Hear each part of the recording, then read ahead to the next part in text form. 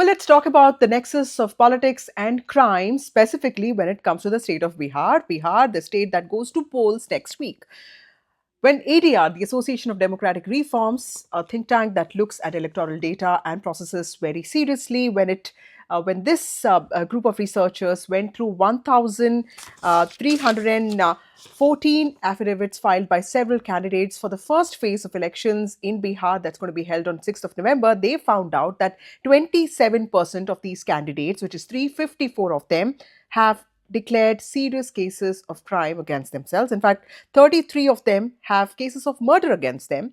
86 of them have attempt to murder cases against them, and 42 candidates have cases related to women filed against them. Two of them even have rape charges against them. This is quite bizarre, and this is not really shocking because this is not just usual in Bihar. It's also something that happens across the country. If you look at data from across the country, of the 1,861 MLAs that exist in this entire country, there are around 45 of them that have declared criminal cases against them, and 1,205 are serious criminal charges. Of this, Andhra Pradesh, Telangana, Bihar lead the numbers of MLAs who have serious criminal charges against themselves. Regional parties account for a significant portion of these cases. The national parties come right behind them. When it comes to Bihar, it is the RJD that has about 65% of these candidates with serious criminal charges. In fact, it has 76% of these candidates. 65% is what BJP has. In fact, Congress also has similar numbers. 65% of these candidates belong to the Congress party. So the national parties, BJP and Congress, are at the second position, and JDU has about 27%. Jan Swaraj, which is a new party, the latest entrant in Bihar politics, even JDU has about 44% of candidates who have criminal cases against them, and there are multiple criminal cases against these candidates. So, what really makes political parties field candidates with criminal records? People are not ignorant. Why do they keep voting for these candidates with criminal records? There clearly has to be a reason. When the Supreme Court asked political parties as to why they don't field candidates who have merit, who have integrity, who are honest, political parties gave some bizarre reasons, such as how a lot of these criminal candidates are involved in social work.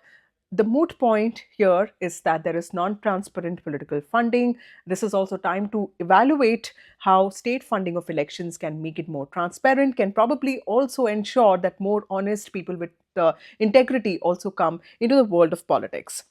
Winnability often becomes an excuse for choosing candidates that have resources when it comes to not just capital, but also when it comes to providing muscle power that works in several states.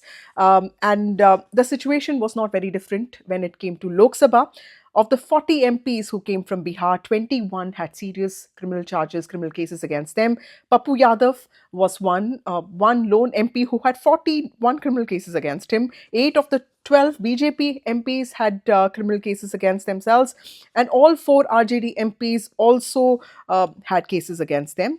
There is this rising cost of election, and more importantly, the big question that why do parties not go for self-financing, and why do parties go for these candidates who are self-financing, who are wealthy, but also involved in a lot of crime? Because the criminals are not really trying to really hide the kind of criminal record that they have. In fact, many of them flaunt it. Many of them really take it as a matter of pride. Look at the kind of people that have been fielded by the parties from Mohammad Shahabuddin's son, Osama Shahab, in Siwan. Mohammad Shahabuddin was involved in a lot of abductions, in a lot of cases involving murder, and multiple cases. His son has been fielded by RJD. There is Chote Sarkar from Mukamanand Singh, who has been fielded by JDU, and here is a man who has won from every party that exists in Bihar. So clearly, this is the time for voters to speak out against the